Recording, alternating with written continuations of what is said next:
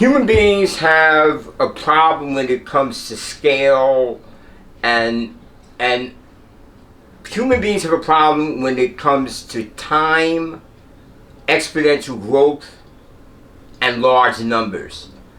For example, the U.S. debt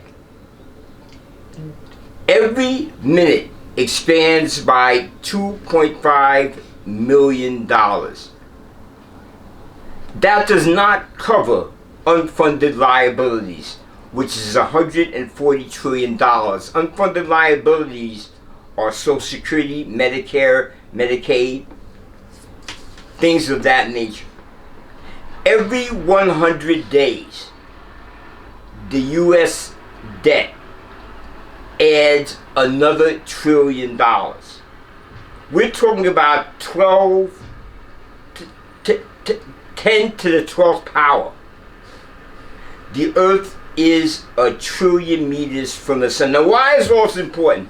You know, right now, America is funding 2 wars. And if you look at the strays of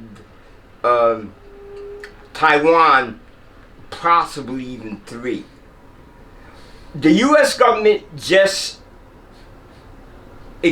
spent $95 billion for the Ukraine, Israel, and Taiwan. $95 billion. There is the first amount of money that went to Ukraine, no audit, $100 billion, no receipts, nothing. Let's get now to the general news.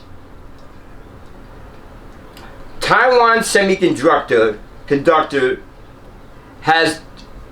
is going to now build a $6.6 billion plant in Arizona. That's really good news. Janet Yellen, our Treasury Secretary, went to China to discuss different trade things that we can work on. Inflation is hot. It's going up month and month, not retreating.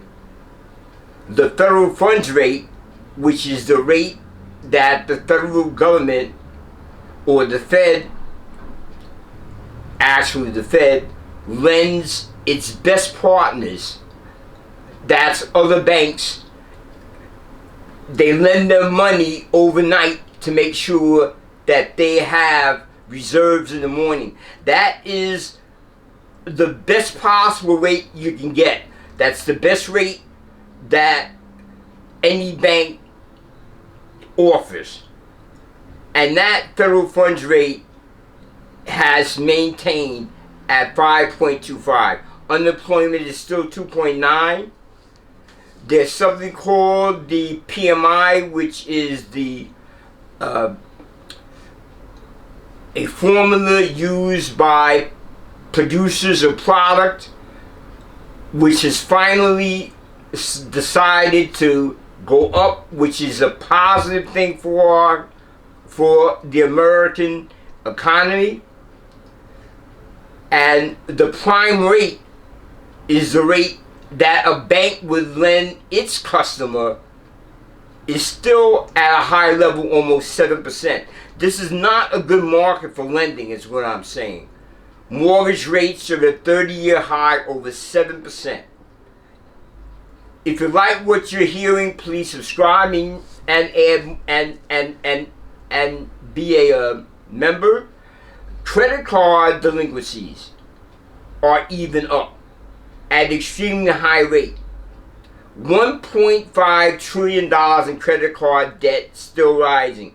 Jamie Dimon, CEO of Chase Bank, says we're in trouble.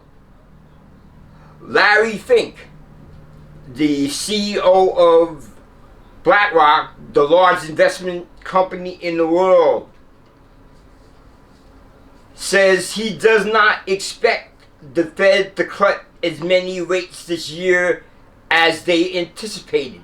Beginning of the year, the Federal Reserve said they may do 7 cuts. It may be 0 this year. What that means is that rates are not looking to drop. Gold is up 15%, an all-time high. Moving on to some industrial giants. Boeing is continuing to having problems with nose cones and maintenance problems. The stock is taking a beating. President Biden is finally speaking on China. Intel, Texas Instrument now have gotten their money from the CHIPS Act and are starting to build plants. The debt service of the United States is expected to be $1.7 trillion at the end of the year. Nippon Steel has gotten clearance from Congress to merge with the U.S. Steel Corporation, and the chief executive officers of the major companies were polled. They're saying they tend to look forward, and they're spending less money on capital expenses, factories, and buildings, which is not really a good sign. Huawei replaces Apple as the #1 seller of cell phones or smartphones in China. I don't know if you guys remember Adam Newsom with WeWorks, which went down the drain. He has a new project called Flow, which is smart buildings. He's opening up in New York. His competition is out there. Avalon Bay and Cortland are doing the same thing. Harvard University has gone back to its old standards for admissions. Morgan Stanley was fined $300,000 over problems with Know Your Customer. And one of their areas had some issues with that. U.S. savings rate is an all-time low. Now let's talk briefly about China, which is a critical piece in the economy of the world. China's official unemployment rate is 5.1. We can't be confident of that. We can't be confident of any information that comes out of China. They are one of the only countries that don't use a third party to compile their information. Their information on their economy comes directly from the Chinese Communist Party. So I don't know how much that can be trusted. In China right now, there's something called Bailin, where the youth unemployment in China is through the roof. People are saying that 25% of the people in China that are young are not working because they have to work in jobs that are beneath their skill set. This all happened when China didn't properly recover from COVID. The shutdowns is still rippling through the entire world economy. Christine Lagarde, president of the ECB, says that in June the European Central Bank should begin some cuts. We'll wait and see. Samsung passes Apple in total sales.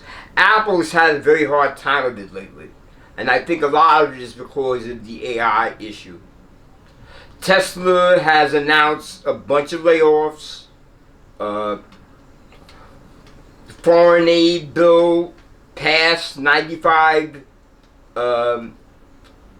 million to, I'd say $billion to Ukraine, Taiwan.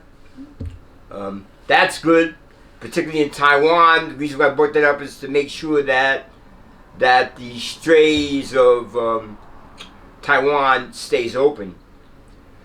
TikTok U.S. government decided that they'll have to spin off TikTok in order for it to maintain its presence in the United States.